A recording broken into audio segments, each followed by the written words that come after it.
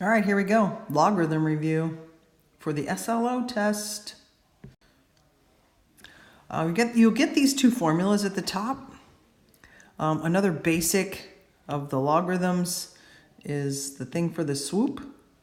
So it goes log, this is the base, the answer comes next, and it equals the power. You will have your calculator for all of this. And your calculator obviously has some keys on it that will help you. Anytime you have natural log, that's base E. Before we can do anything with it, you have to isolate the natural log. So we're going to divide both sides by 6. So natural log of 4x equals 5. Even if that right-hand side were not to divide out evenly, you would still want to divide it. And instead of rounding, if it was a fraction or a decimal rather, you'd want to leave it a fraction. Like let's say, for example, it was 30 over 9. You would want to reduce that and make it 10/3, but you don't want to make it a decimal necessarily. Now we're going to swoop this. Remember, the base is really e, it's not there. So e to the 5th, bring it back in, equals 4x. And then, of course, to solve for x, we'll divide both sides by 4. Put this side into the calculator, and that's how you get 37.103. For number 2, this is just your common log, or just a log base 7. Make this a little bit bigger. And we're going to have to swoop this one out since there's no number in front. So 7 squared is equal to this. That's how you remove the log. When you do that, no more logarithm. Everything's gone. 7 squared is 49. This equals 3x minus 1. Add the 1. You can make it a decimal. 50/3 is fine. Or you would make it 16.6 repeating. And then for a problem like number 3, again, natural log, so it's base e, nothing to divide. So e is the base, so e squared is equal to x plus 4. Then, of course, we'll subtract 4. So in the calculator, e squared minus 4, and you get 3.389. Some other things we did with logarithms is we rewrote them. So we're just trying to, you can see by the answers, we're just trying to leave the logarithm there. We're not really solving anything. Logarithm properties are the same as the power properties. So when you divide, you are subtracting. So basically, if we put the log in front of this is the common log, base 10. We log y squared minus the log of the square root of x. Powers come out in front, so now we have 2 log y minus, this is really x to the 1/2. Square root is the 1/2 power.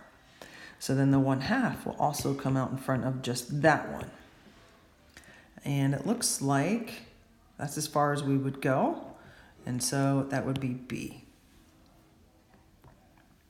Now on the graphing page, if you haven't already done that page, there's some things about transformations, but here's one specifically for an exponential curve.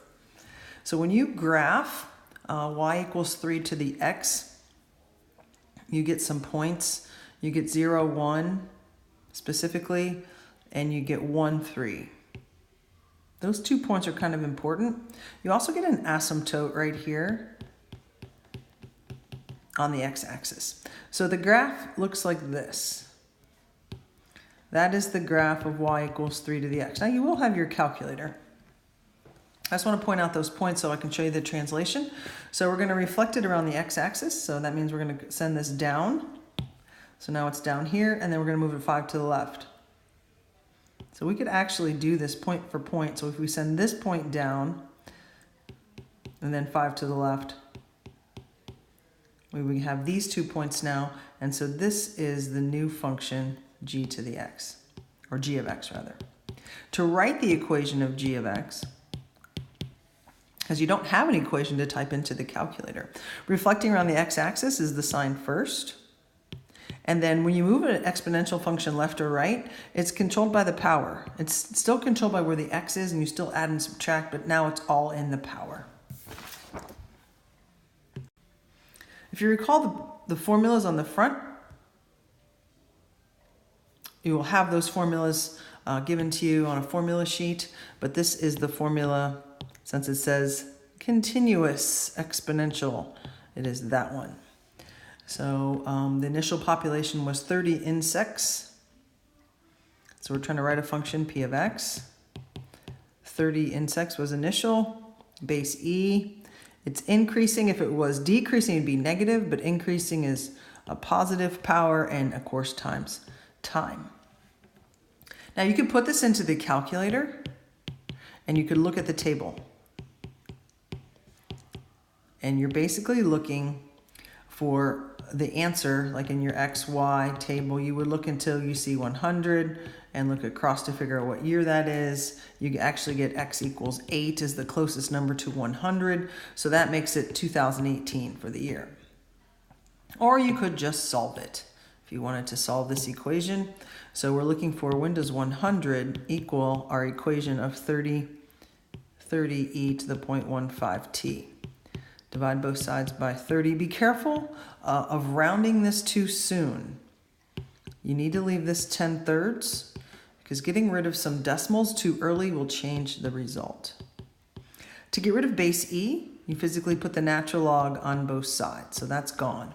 But now we have the natural log of 10/3 is equal to 0.15 t.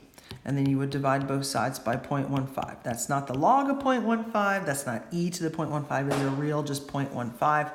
You'd have to type all this into the calculator, making sure that you pay attention to closing the parentheses before you divide it by that 0.15 so that you get the natural log correctly, and you get 8.02 is your time. So it's still 2018 because the original was in 2010, so we add that. You can solve it either way, because it might be multiple choice or it might be show your work, but either way, so you can see the result is the same.